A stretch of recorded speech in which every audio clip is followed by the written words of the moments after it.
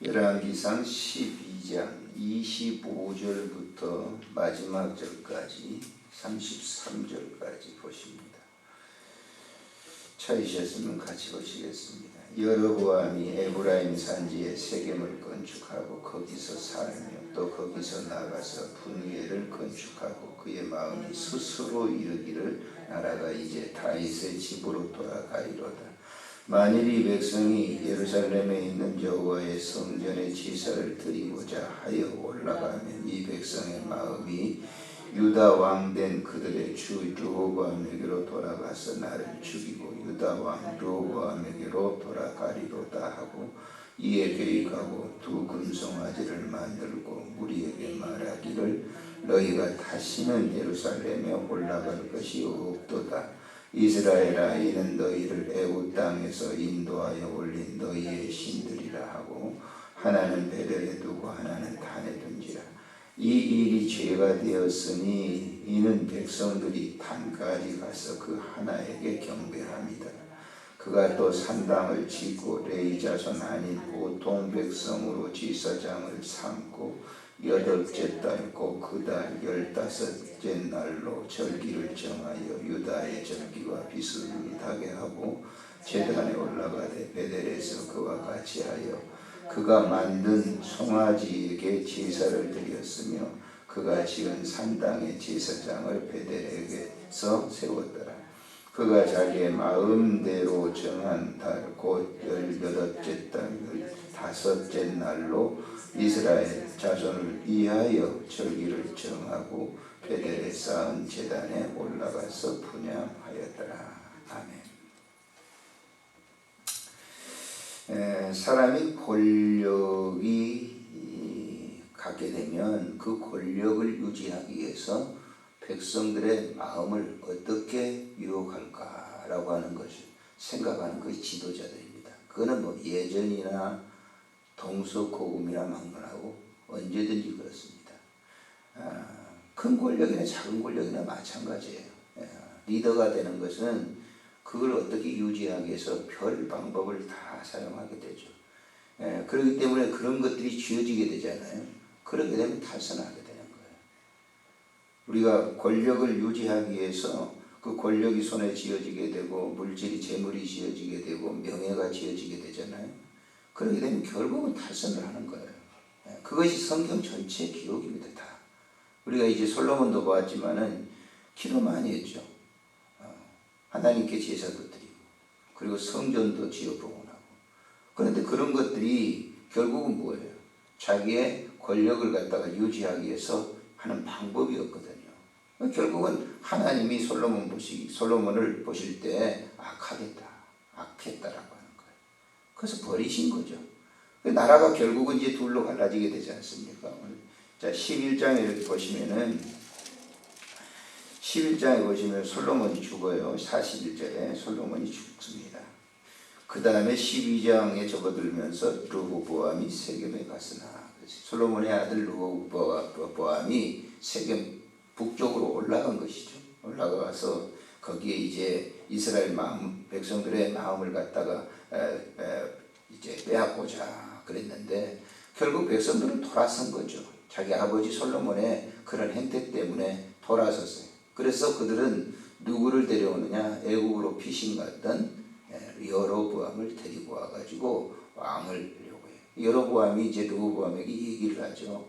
당신이 이 백성들을 잘 이렇게 통치한다고 하면 좋겠어. 그랬더니 그가 르호보암이 노신아들과 젊은 신하들을 모여가지고 의논을 합니다.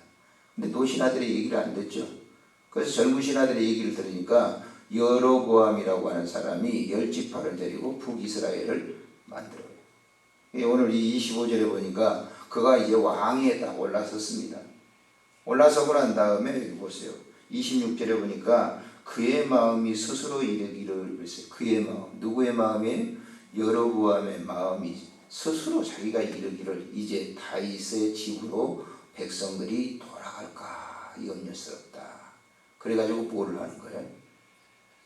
백성들이 1년에 한 번씩 6월절 절기를 지키기 위해서 예루살렘으로 올라가서 제사를 지내면 아마 거기에 이제 르호보암의 왕이 있는데 거기에 따라갈까 염려스러워서 뭘 만듭니까? 제단을 만들죠. 그리고 그 제단 안에 뭘 넣어요? 금송아지를 만들어요. 그리고 금송아지를 만들어 놓고 이것이 애굽에서 우리를 인도해낸 신이다. 송아지가. 누가 생각나요? 금송아지 만들어가지고. 성경에 누가 생각납니까? 똑같이 한 사람이 있어요. 아론이죠. 아론. 한번 찾아보세요. 자, 출애굽기 32장에 한번 보십시오. 32장을 한번 보십니다. 자, 4절 보세요. 4절 읽겠습니다. 아론이 그들의 손에서 금고리를 받아 부수어 조각칼로 새겨 송아지 형상을 만드니 그들이 말하되 이스라엘아 이제 이는 너희를 애굽 땅에서 인도하여 낸 너희의 신이로다. 너희의 하나님이다. 그 말이에요. 똑같은 얘기 하잖아요. 여기 여로보암도 똑같이 너희를 인도한 신이다. 그리고 거기에 베델과 단에 그 금송아지를 두어서 백성들이 예루살렘으로 내려가서 제사를 드리지 못하도록. 그리고 보세요. 더 이제 앞으로 한 걸음 더 나가죠. 자, 금송아지가 하나님이다 이렇게 하니까 그 금송아지를 섬기는 주동하는 사람이 있어야 되잖아요. 제사장은, 자, 구약의 제사장, 이스라엘 백성들에게 제사장은 누구로 세웠어요? 레인으로 세웠죠. 그런데 이 사람이 누구를 세워요? 이거 레인이 아닌, 자, 31절에 보세요. 시작. 그가 또 산당을 짓고 레이 자손이 아닌 보통 사람으로 뭐예요? 제사장을 삼고 그랬어요. 여기 굉장히 우리가 주목해야 돼요. 오늘 여러분들이 본문 가셔가지고 한번 본문을 꼼꼼히 한번 읽어서 한번 보세요. 오늘날 우리가 보세요. 우리가 기독교라고 하는 이 종교는 전통적인 종교가 이제 상당히 전통적이죠. 2000년 전부터 목사가 되는데 보세요. 목사가 되는데 어떻게 되는 줄 아십니까? 신학교만 나왔다고 목사 되는 게 아니죠. 다 우스운 얘기로 그러더라고요. 한국에 있다가 미국으로 이민한 간 사람들이 목사가 좀 되니까 비행기 안에서 안수 받는다고 하는 얘기도 있잖아요. 참 너무 우스운 얘기예요. 저도 신학교 강의를 인천에서 한 10여 년 동안 다니면서 했습니다만 신학교가 군소신학들이죠. 저는 목사 안수식에 목사를 해본 적이 없어요. 안 했어요. 군속에 다녀서 어쩔 수 없이 몇 년 동안 한 3년 뭐 야간 이렇게 신학해가지고 안수 세워가지고 목사. 근데 여자 목사님들이 많아요. 정식적으로 공부하기 힘드니까 여자분들이 와가지고 공부를 하는데 가르치기는 했어요. 한 10년 동안. 그러면 우리가 저 같은 경우는 어떻게 되느냐? 저는 목사 되려고 하지도 않았어요. 사실. 목사 되기 힘들더라고요. 사실 공부도 하고. 공부 때문에. 아마 우리 예수님도 그럴 거예요. 공부, 시험. 정말 시험 치는 나름 시험 받아요. 그리고 안수를 어디서 받았냐? 정통적인 거예요. 우리나라 개신교가 1885년 들어왔죠. 언더우드 아펜셀라, 감리교와 장로교가 들어왔잖아요. 최초의 목사 안수가 1905년도가 되죠. 7분의 목사가 가지고 장로교예요. 장로교. 근데 그 공에 의해서 저는 안수를 받았어요. 공에 의해서. 굉장히 중요한 거예요. 그러면 그 선교사들이 언더우드 선교사는 미국에서 이제 오셨는데 거기 미국 공회에서 인정을 했어요. 그거 거슬러 하려고 하면 유럽으로 가죠. 유럽의 종교개혁자들이 그걸 한 거예요. 종교개혁자들은 어디에 거슬러 가면 예수님께서 12제자를 세워서 안수해서 하신 그것을 우리가 이어받은 거예요. 공회라고 하는 게 굉장히 중요하잖아요. 우리는 한국에는 너무 많아요. 너무 많아요. 자기들이 마음에 안 맞으면 그냥 가서 신학교 하나 만들고 안수를 해주는 거예요. 그리고 목사가. 오늘날 너무 많습니다. 목사가. 그래서 유혹을 하는 거예요. 교인들을. 유혹한다면 죄송하지만 자기도 목사. 그래서 난리치잖아요. 과천에 누구 누구도 그렇고. 여자 목사들이 너무. 그 여자 목사가 나쁜 건 아니에요. 전통적으로 공부를 하고 전통적인 그런 의에서 안수 받는 거 뭐 여자 목사를 전 싫어하는 거 아니에요. 여자 목사 돼야 되죠. 그렇지만은 공회에 의해서 안수를 받는 그런, 근데 여기는 좀 보세요. 제사장이 아닌 다른 보통 사람으로 제사장을 삼았다고 그랬잖아요. 그런 사람들이 가가지고 이제 교인들을 갖다가, 그러니까 뭐 대부분 그렇더라고요. 뭐 이렇게 좀 군속에다 이렇게 목사 안수 받는 사람 보면은 좀 돈이 있는 사람, 그래서 교회를 세우고, 조금 돈이 좀 있는 사람, 여자분들도 돈이 좀 있으면요, 목사 돼가지고는 교인들을 전부 모아가지고 자기 정말 허당이죠, 허당. 그 설교하는 거 내가 여기 봤어요. 이 과철에 하고 설교를 한번 들어봤어요. 도대체 저런 설교를 듣고 어떻게 그렇게 하냐. 그 목사 사모님도 빠져가지고 저 대전 중앙교회 그 유명한 교회, 우리 교단에서 총회장님을 2분이나 배출한 교회인데, 그 새로 부임해간 목사님이 그 사모님이 그렇게 해가지고 선동을 해가지고 유리창 다 깨버리고 뭐 난리를 쳐가지고 결국 그 목사도 사면을 해야 되는 그런 이 참 어처구니 없는 일들을 그 주동하는 사람이 누구냐? 그런 사람들이 하는 거예요. 산당 제사장을, 그리고 거기서 제사를 드리니까 사람들이 다 거기에 모여가지고 그 제사장이 뭐라고 했겠어요? 그래서 여러분, 신앙생활을 아무렇게나 하지 마세요. 정말 부탁드립니다. 신앙생활을 그렇게 아무렇게나, 자기 교회 목사가 최소한 어떻게 해서 목사가 됐고 하는 자기 교회 목사의 그 소속된 공회가 어떤 교회인가, 어떤 공회인가, 그거 좀 알고 하셔야 돼요. 아무렇게나 그냥 해가지고 목사다 그래가지고 다 따르면 정말 위험합니다. 그 이제 그 무지한 사람들이 그 인도해가지고 결국은 보세요. 이단들이나 사이비들 보게 되면 결국은 폐가 망신하는 거예요. 그 전부 가족들. 신천지에 빠진 사람들을 보세요. 위험스럽죠. 이렇기 때문에 스스로 만든 신들, 그리고 하나님이라고 하니까, 그래서 어제 내가 봉사하면서 어떤 집사님이 얘기를 해요. 하나님, 그 집사님, 하나님을 설명하신 적 있어요? 하나님 한번 설명해 보죠. 나도 목사지만 하나님 설명 못합니다. 영의 이 문제라고 하는 것은 설명할 수 있는 것은 유일한 이 성경이 하나님을 설명할 수 있는 거거든요. 하나님 설명 한번 여러분들이 해보십시오. 그 쉬운 게 아니죠. 그러니까 성경이 아니면 하나님 설명할 수가 없어요. 뭐 하나님 이렇습니다, 저렇습니다. 믿어줘요? 하나님이 천지를 창조하셨습니다. 세상 사람들이 그걸 믿어집니까? 안 믿어지는 거죠. 설명할 수가 없어요. 우리가 형이상학경이 가는 거는 그런가 보다 그래서 그런 것이지, 믿어서 되는 것이지 설명해서 되는 거 아닙니다. 설명해서 될 것 같으면 뭐가 안 되는 거죠. 설명으로서는. 하나님 설명 안 됩니다.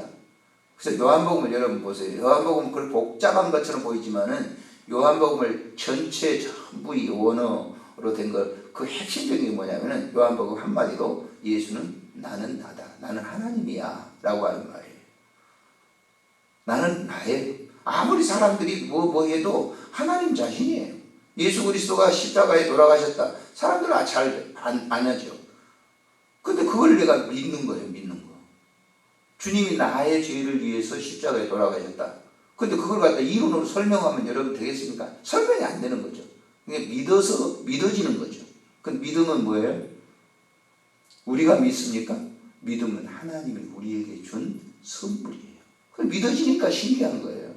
그렇지 않습니까? 예수 그리스도가 나를 위해서 십자가에 돌아가셨다. 이것이 믿어지는 거예요. 이게 너무너무 신기한 거예요. 나는 내 이성과 모든 걸 동원해서 믿어지려고 해도 안 믿어지고, 어떻게 해서 예수님이 십자가에 돌아가시고 3일 만에 죽었느냐. 인간의 이성의 지식 속에서는 죽음이라고 하는 끝이에요. 근데 다시 살아나셔가지고 나를 위해서 저 천국으로 인도하시는 거, 그거 내가 믿어지는 게 신기한 일이에요. 아니에요? 그래서 찬송가 보세요. 아, 하나님의 은혜로 있을 데 없는 자, 왜 내가 예수를 믿는지 난 알 수 있어요, 없어요? 없는 거예요. 나 알 수 없어요. 근데 나가 믿으시다는 게 참 신비한 겁니다. 신비한 겁니다. 근데 그걸 그거를 갖다 자기가 막 제사장이 되고 그래가지고 사람들 자기의 구미에 맞춰가지고 하나님은 이런 거야. 그러니까 교인들은 뭣도 모르고 그냥 그 따라가면서 그 보여주는 거죠. 우선 그런 사람들은요 전부 보여주는 걸 내세우는 거예요. 송아지 만들어가지고 이게 하나님이다. 그게 훨씬 더 효과적이잖아요. 나는 하나님의 사자야. 난 능력이 많고 병 고치는 거 봐라. 난 하나님이 아니야. 그럼 사람들은 그 사람을 보는 거예요.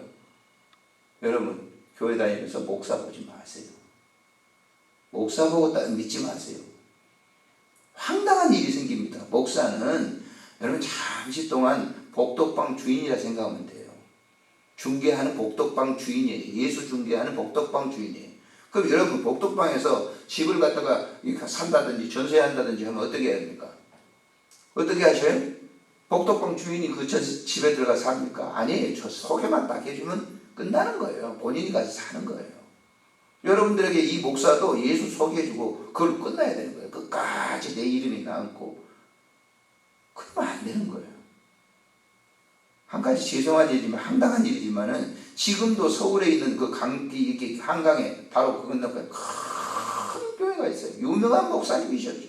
돌아가셨어요. 지금도 화상 예배를 드리고 있어요. 그럼 어떻게 생각하십니까? 아무리 자기가 그렇게 뭐 평생을 해가지고 우리 목사님, 한국에 우리 목사님 같은 분이 없어 돌아가셨단 말이에요. 그런데 그분의 설교를 주일날 화상에 틀어놓고 말이죠. 몇 년 전에 그러니까 그분이 설교했던 몇 년 전에 설교를 틀어놓고 오늘 또 예배를 주일날 드리는 그런 교회가 있단 그런 성도도 있단 말이에요. 어떻게 여러분 보실까요? 목사가 우상인 것이죠. 그 금송아지예요, 그게. 그러니까 오늘 여러분들이 사람이 금송아지, 이거이 하나님이다 이렇게 하지만 하나님은 무소부재, 안 보여요. 무소부재 하시면서도 안 보여요. 그러나 믿어지는 거예요. 할렐루야. 믿어지는 거예요. 내가 믿어지는 거죠. 이성으로 아는 게 아니라 믿어지는 거예요. 신기한 일이죠. 놀라운 일이죠. 나는 아무리 생각해봐도 알 수가 없어요. 나 같은 죄인은 나를 어떻게 하나님을 믿게 하시는지 이건 난 지금도 몰라요. 아무리 그렇게 수천 권 책을 보고 성경을 그렇게 많이 읽었어도 난 이해할 수가 없어요. 근데 믿어져요. 근데 그러지 않기 때문에 송아지 같은 거 만들어가지고 사람을 유혹하니까 우선 보여지잖아요. 송아지 같은 게 보여지니까 이거 하나님이다 그러니까 사람들이 확 거기에 몰려들어요. 많은 사람들이 몰려들어요. 고난주간의 깊은 이 영적인 의미를 깨달을 시간이 없는 거예요. 왜 나를 위해서 주님이 죽으셨는가? 이 분석하려고 하지 마세요. 믿어지는 거 믿어져. 신기한 일이죠. 이 아침에도 그런 마음으로 여러분 감사한 마음으로 기도하시기를 바랍니다. 기도하겠습니다.